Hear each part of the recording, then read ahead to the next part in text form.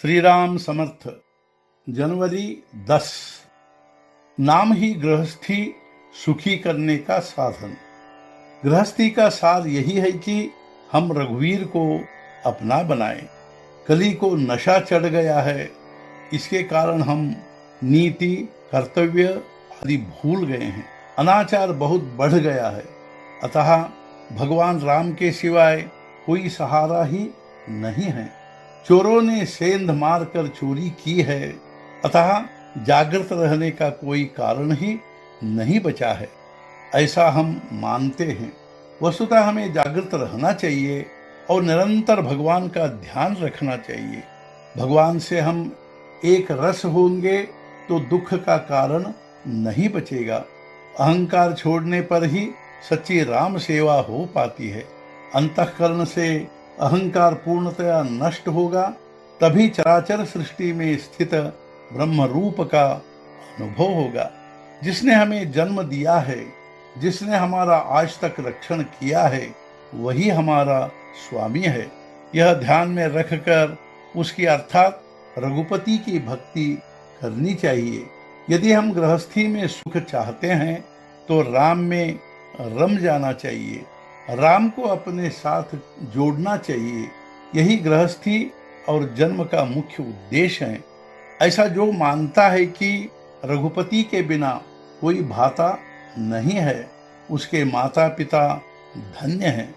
सुहाग के बिना अलंकार का कोई महत्व नहीं है, वैसे ही परमात्मा के अधिष्ठान के बिना गृहस्थी का कोई मतलब ही नहीं है। अलंकार तो पहने, लेकिन सौभाग्य तिलक नहीं लगाया तो अलंकार व्यर्थ हैं।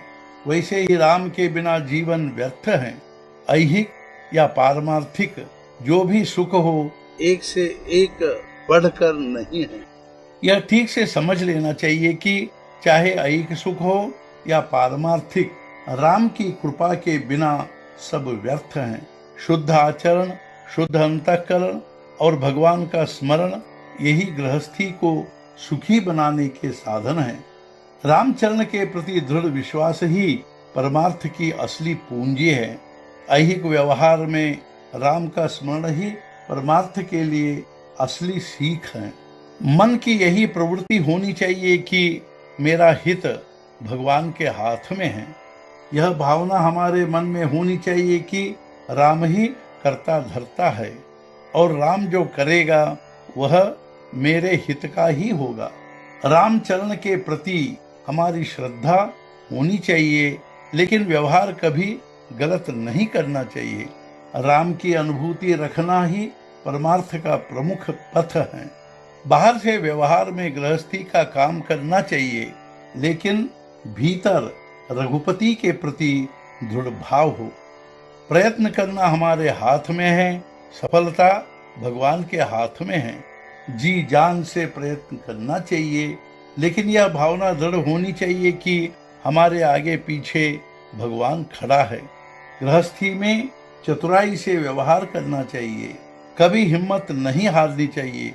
भगवान का आधार मानकर निर्भ्रांत होना चाहिए।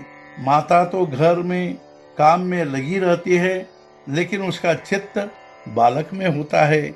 वैसे ही हमें भी काम में लग जाना चाहिए, किंतु हमारा मन भगवान के चिंतन में हो। सारी शक्ति से गृहस्थी संभालनी चाहिए, लेकिन मन रघुनाथ आराधना में लीन होना चाहिए। हमारा आचरण नीति धर्म के अनुसार होना चाहिए, किंतु अंतःकरण में पवित्र भाव हो।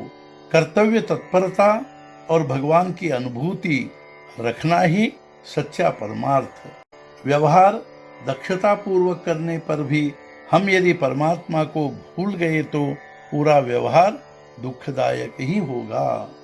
आज का मुख्य विचार, हमेशा सावधान रहना चाहिए और भगवान का अखंड स्मरण रखना चाहिए। सद्गुरुनाथ महाराज की जय। जय जय रघुवीर समर्थ।